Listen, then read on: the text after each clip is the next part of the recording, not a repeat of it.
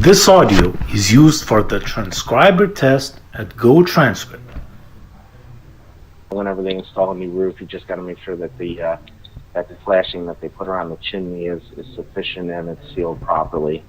Of course, you get some gutter issues that you got to kind of look at too to make sure that the gutters are the right size for the house. You don't want a smaller gutter for a large house where it becomes overwhelmed during a heavy rain, and that it fits properly and that there's no holes in the gutter, and allowing because you want the gutters, the water to go down the drain system properly.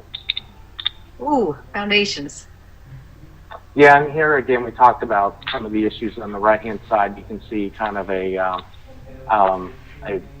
stone foundation where it's not really a red flag. It's just when you typically buy a house with a stone foundation, you just got to expect every once in a while that some moisture is going to get in.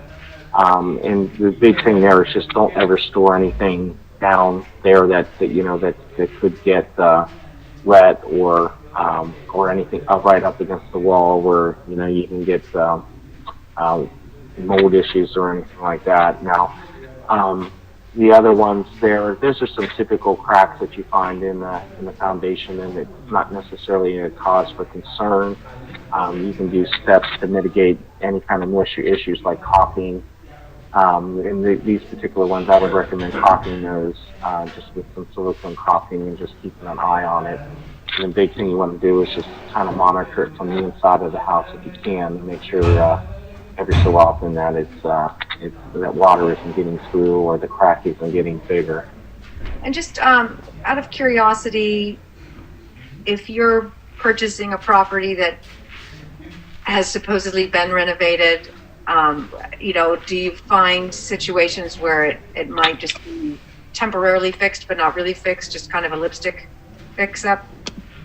Yeah, I mean, you could see like that last slide, somebody could just put regular caulking in those cracks, and that's kind of a lipstick issue. However, in those particular ones, it may not be too much of an issue. It kind of depends on what goes on the inside. So go to the next slide. Okay. And those two kind of middle pictures at top, one at 12 o'clock and the one at 6 o'clock, now those are acceptable repairs. The top one is those little knobs sticking out are injection, where they put a plastic tube, and it pushes the material that you're caulking the crack with way inside, and so it pretty much they fill it from the inside and the outside, and it's actually stronger than the actual concrete. So those if you see those in a house, and you know that there's probably been some moisture in the past, but those look like acceptable repairs. And that bottom one's kind of the same thing. I'm not sure if that was an injection repair or not, but you could definitely tell it's been repaired. This audio is used for the transcriber test at GoTranscript.